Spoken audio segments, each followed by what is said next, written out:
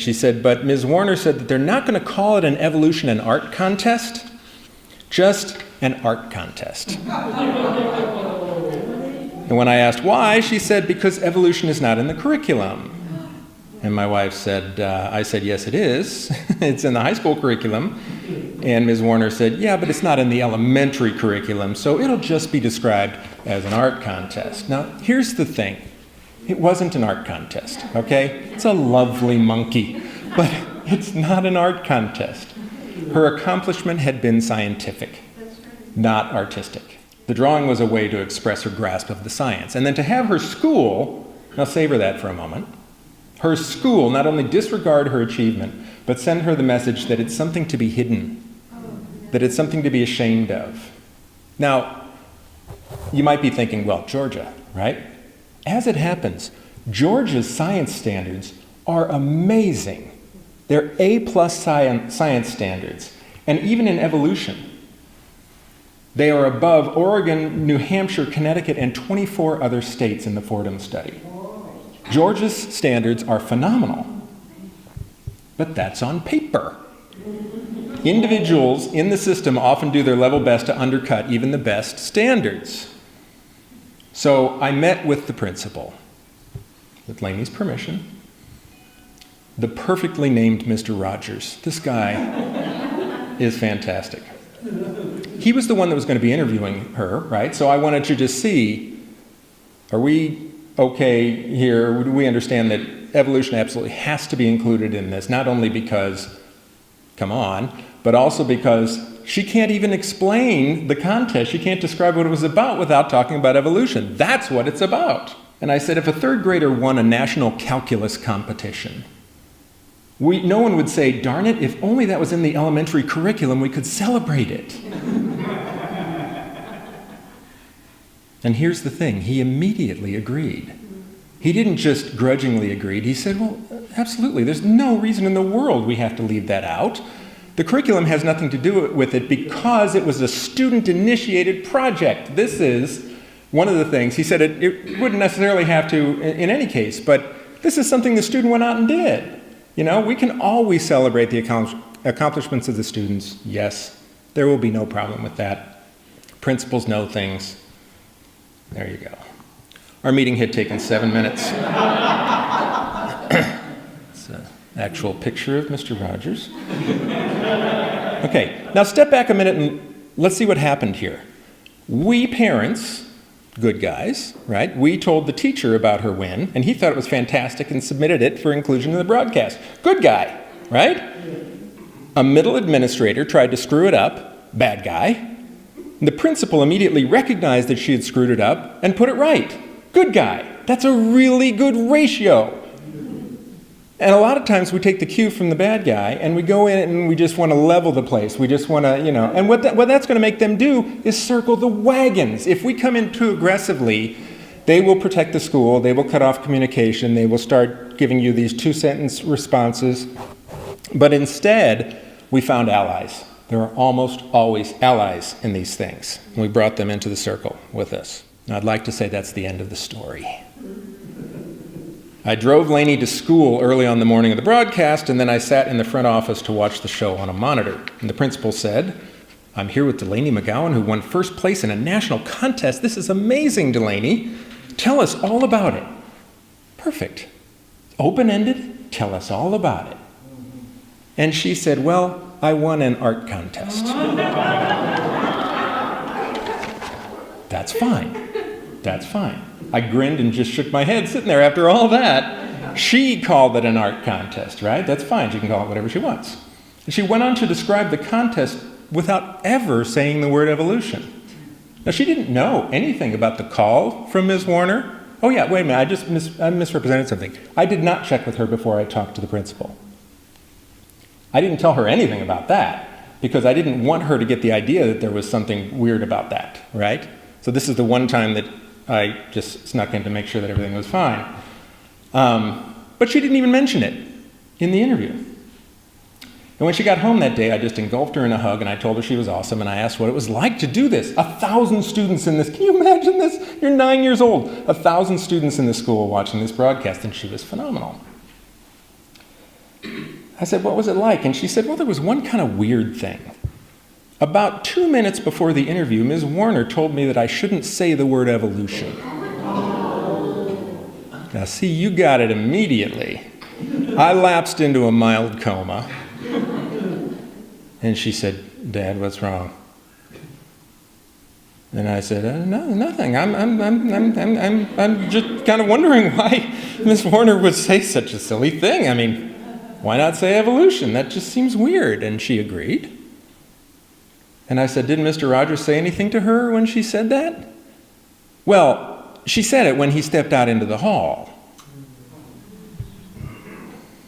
And her face got knotted up, and she said, but it made me so nervous during the whole interview, I kept worrying that I was going to say the word. The word.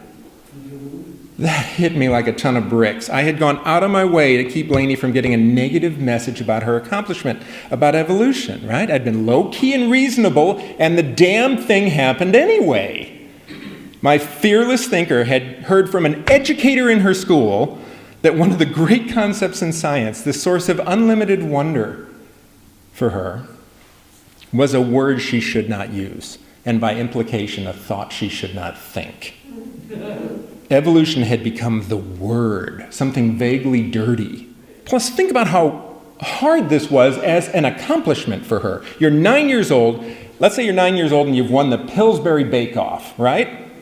And you're invited to speak to your school principal about it on camera in front of 1,000 of your peers.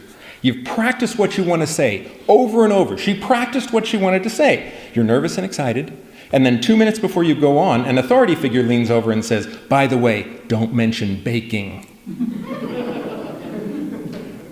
She was phenomenal considering that. And then at bedtime that night, Lainey said that Mr. Haynes, her first grade teacher, her favorite ever, had poked his head into her third grade classroom. And she said, he wants me to come by his room and tell him all about the contest sometimes. This guy's so good. He's just great. He sought her out. He said, come in and tell me about this contest. I want to hear about it. And she said, but I don't know what I should tell him and what I shouldn't. This is a very big deal. I am about to cry. And she's 16 now. This happened a long time ago, and it still infuriates me. So I gave myself like an hour to calm down, and then I wrote an email to the principal. He was absolutely mortified. He had not counted on her taking advantage of these 2 minutes and pulling her aside. He hadn't even talked to her about this thing. He's going to be the one interviewing, so he just did it, right? And I wanted all sorts of things. I wanted an apology from Ms. Warner. I wanted a school-wide statement explaining what had happened and explaining the real nature of Lainey's accomplishment. I wanted Warner's head on a plate. But here's the thing. If you focus in those moments on punishing the perpetrator, if that's your focus, other goals will get screwed over. I had to think, what's the goal here? The real goal here is to make it right with Lainey, but then to also make sure this never happens again in this school. That's a different goal. And if we make it all about her, that might get lost. So Becca and I asked for a meeting with both of them. My wife and I both went in with Delaney's permission and met with them. And Becca started, not as a parent, but as an appalled educator, and a really well-informed one. She explained why Warner's action violated the central responsibility of educators to their students. And she ended by quoting the 4 habits of mind, which all of the teachers in the district have drilled into their heads that frame elementary science education. Students will be aware of the importance of curiosity, honesty, openness, and skepticism in science, and will exhibit these traits in their own efforts to understand how the world works. In one sentence, Ms. Warner had violated all 4 habits of mind. And Ms. Warner responded with an apology of the "I'm sorry if you were offended" variety. And she said, if I'd known you felt this way, I would certainly not have said what I said. You know, it's just all a wacky breakdown in communication. So I had expected that. And I said, yes, I do wish that we'd been able to intercept this extremely bad idea you had, but that's irrelevant. My real question is why you had the bad idea in the first place. why you chose to censor her accomplishment. What is the real reason? You said it had to do with the curriculum. It had nothing to do with the curriculum. What's the real reason? And I knew the real reason, and it's not, I knew that it was likely to not be her religious convictions. It usually actually isn't. She said, I wanted to avoid conflict. A lot of times this nonsense comes out of that more than a direct personal set of opinions. It was perfect because I was prepared. I handed each of them a deeply depressing Penn State study that showed that conflict avoidance in schools, quote, plays a far more important role in hindering scientific literacy in the United States than the smaller number of explicit creationists. Conflict avoidance. Teachers who want to not hear from religious parents. It's frequently not the religious teacher. They don't want to hear from the religious parents. And they create scientific illiteracy in the schools as a result. Only 28% of high school biology teachers consistently implement National Research Council recommendations for evolution, 28%. Only 13% of biology teachers actually advocate creationism in the classroom. I say only 13, but right?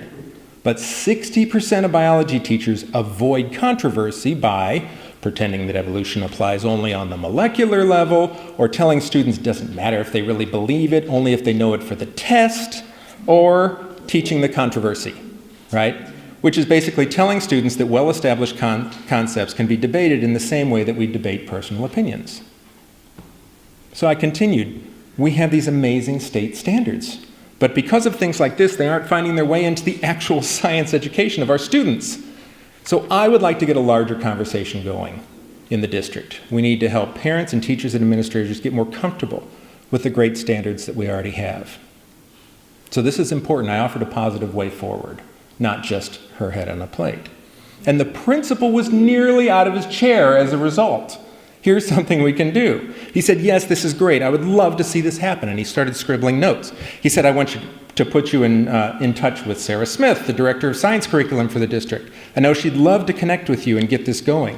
This would be a very positive thing. And we've had a number of fantastic conversations in the meantime. This was years ago. But for this school, there is no doubt that this was far less likely to happen again in the future. But then he added that he wanted to be sure Delaney was taken care of. He said, I want her to know that this school encourages all of her ideas and accomplishments. Becca then shared her heartbreaking response to her first grade teacher, how she said she wasn't sure what she should tell him. And he said, well, there's an opportunity. He said, I'm going to get in touch with Mike, that teacher. And he said, maybe instead of just explaining it to him, she could give a presentation to his whole class about the evolution and art contest. Well, she did. And she was over the moon. You can imagine, if anybody's ever done that, gone back to a former teacher and given a presentation to their class, it's the greatest thing ever. But the night of our meeting, this was one of the best things. The afternoon of our meeting, after we had left, Mr. Rogers went straight to her classroom, and he went over to her desk, and he said, I just wanted to congratulate you again for your great achievement in the evolution and art contest. That just fixed so much. He recognized that what I was doing was trying to preserve the wonder that this child felt and the normalcy about this scientific concept. So in terms of vengeance, the meeting was mostly unsatisfying. But in terms of things that mattered, it was actually immensely satisfying. And best of all, we preserved the relationship with Delaney. We preserved her relationship with this thing that was such a source of wonder for her. And next year she begins an internship with the paleontology lab at Emory University.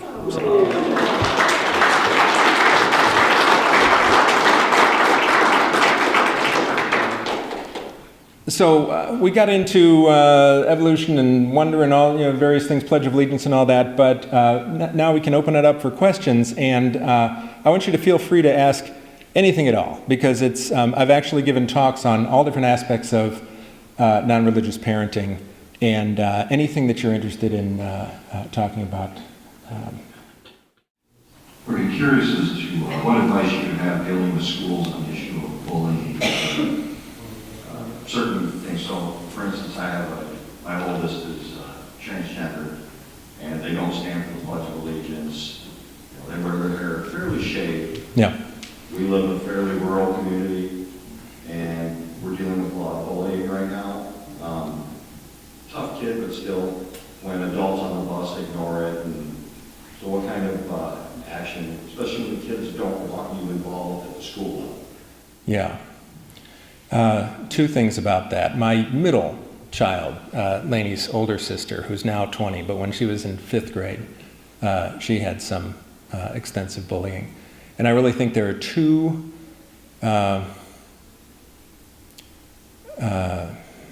things to think about. One of them is we're living in a very fortunate time in terms of bullying, in that virtually all school districts now have bullying policies on the books. They at least have them on the books. Again, just like with the science stuff, that's not enough. But at least there's something to point to, and you just have to find the level of administrator who's going to recognize that and potentially get them involved. When I was being bullied in middle school extensively, it wasn't even recognized as an issue. It was boys will be boys and that sort of thing. But so now we have, because we have administrators who recognize a legal responsibility to follow policy and law, we have something we can actually point to. The other thing that you always want to do with bullying is call it bullying. One of the mistakes that atheist parents frequently make, I think, is they make it about atheism. They make it about some sort of a atheist-specific thing. You don't do that. You want to broaden the circle as much as possible. And you can use language like saying, if a Jewish student was being harassed on the playground, you would do something right away, for their religion. And they tend to get that once you make that analogy. But bullying is bullying. It doesn't matter what the cause of the bullying is, if it's transgender, if it's sexual orientation, if it's a religious perspective. Call it that, and then you're able to tie it directly to the policy. The other arm of this that I think is very important is to talk to your child about the value, about whose opinion they should value. This is something I didn't learn until I was an adult running up against nonsense in a workplace, which happened to be a Catholic university. I was involved in humanist activism and ran into trouble with the administration, and they were wrong and I was right, just to sum it up. But the faculty was very split on it, and a lot of faculty members were speaking out against me, against what I had done. This was catalyzed by me inviting Dan and Annie Laurie Gaylor to speak to the secular community that we had formed there. I was very upset that a lot of my colleagues they're actually using Nazi analogies. They were saying, well, the college has a right to control who speaks. They wouldn't invite Nazis on, and I thought, oh, thank you. But a friend of mine who was a philosophy professor kind of pulled me aside and said, think of the individuals. Who are the people who are disagreeing with what you're doing? And do you value their opinions? Who are the people, now look on the other side, who are the people whose opinions you do value? And are they opposing what you're doing? And I sorted it out, and it fell very neatly into two groups. The people who were giving me grief are people whose opinion I didn't particularly value.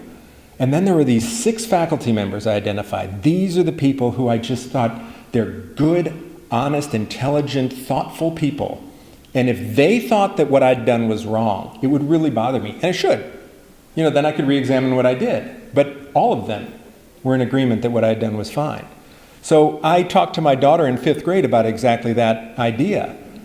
When she was getting harassment from kids, I would say, do you value their opinion? It was emotional. If they're getting hit, if it's physical, it's a different level.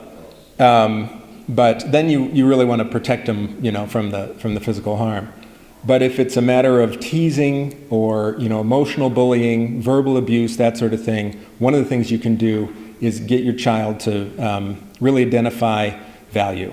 and say, is this a person whose opinion you value? And that can have tremendous power in deflating the ferocity of that. I am so sorry to hear that that's going on. But those are some of the resources that have been effective, I think.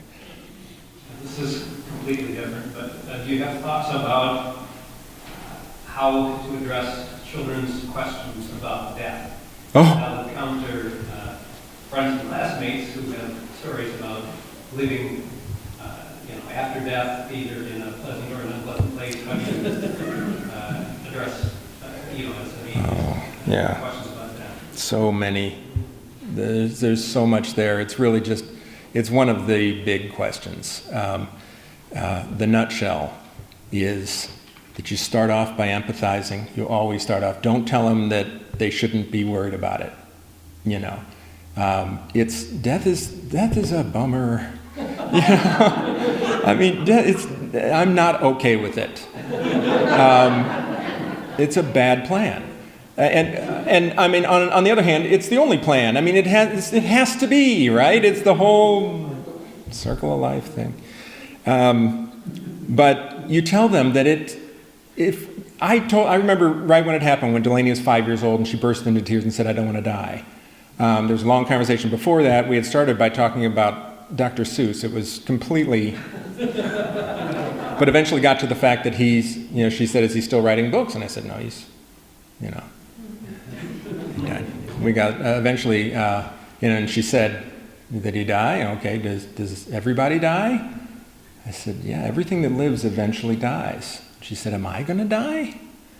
And I said, "Everything that lives eventually dies." And she said, "I don't want to die." And the tears. At that point, screw my principles. If I had to make up a fabulous fairyland of candy and ponies, to make her stuff, that's my first impulse. But fortunately, I don't have to do that. I don't have to do that. And what I said first is to empathize. I said, doesn't it just kind of freak you out to think about sometimes? Sometimes I get really scared about thinking about that. But then I kind of feel like I'm not thinking about it in the best way. And she was all ears. And I said, here's a thing to think about. How scared were you 100 years ago? Think back 100 years ago in your life, and how scared were you? And she said, "Oh, that's silly, I wasn't even..." And then she went, and she immediately got the thing. This is called the Lucretian symmetry, right? The idea that we won't exist after we die, right? But that we also didn't exist before we were born. And so we talked about that a little bit, and the fact that you've already been there, in a way. I mean, been there, it's kind of, anyway. You have already not existed, and it didn't bother you in the least, as Mark Twain said. And now you get to live, and then at another point you will simply return to the state that you were already in. And then we talked about the whole idea of how hard it is to think about non-existence. That's the thing, but the one thing that it is the total absence of fear and pain. You don't exist, you aren't aware, you don't have fear and pain. That's what the afterlife screws up, because along with heaven comes hell. And any religious person who has given it any level of thought is going to realize that there's going to be just that inkling of doubt. I think I'm going to have paradise, or I could burn in hell forever if I got it wrong. And there are 33,000, scenarios. The idea of non-existence it gets rid of that. It's that kind of idea. I should also say that I always say, you could decide that you believe there is an afterlife. You always give them. I'm not telling them this is the way it is, but I say this is how I deal with my understanding of what it's like. And then the thing that you should never leave out is the cosmic lottery that they won by existing at all. You flip the whole thing on its head. And instead of being sad that you're going to die, be amazed that you're alive. Because you shouldn't be. In terms of, your parents had to meet, and they had to fall in love, and they had to get married, and then they had to decide to have kids at all, and then they had to actually have sex in a particular month, and then a particular sperm had to find the egg in that particular month for you to be born. And then you got to go back to the grandparents. and the great-grandparents, and the great-great-grandparents, and all the way back to a couple of rats 65 million years ago, right, as the asteroid is hitting Chicxulub, and, you know, they had to be rocking the Casbah at exactly the right time for you to eventually ever exist. And keep going, you know, back to the microscopic life. And when you finish all that, you're just so fortunate to be here that it seems a little piggy to whine that it only lasts 100 years, right? You know, I picture quintillions of potential people standing behind me, you know, and me saying, oh, I don't want to die, and them going, oh, I don't want to die, right? Then I never got a chance to live. So if you can get your kids to really think about the extraordinary odds against ever being here, every day can become so imbued with wonder, and you can stop worrying about the fact that eventually it will end and you'll be right back where you were. I really think that's the nutshell, anyway. It's one of my favorite topics.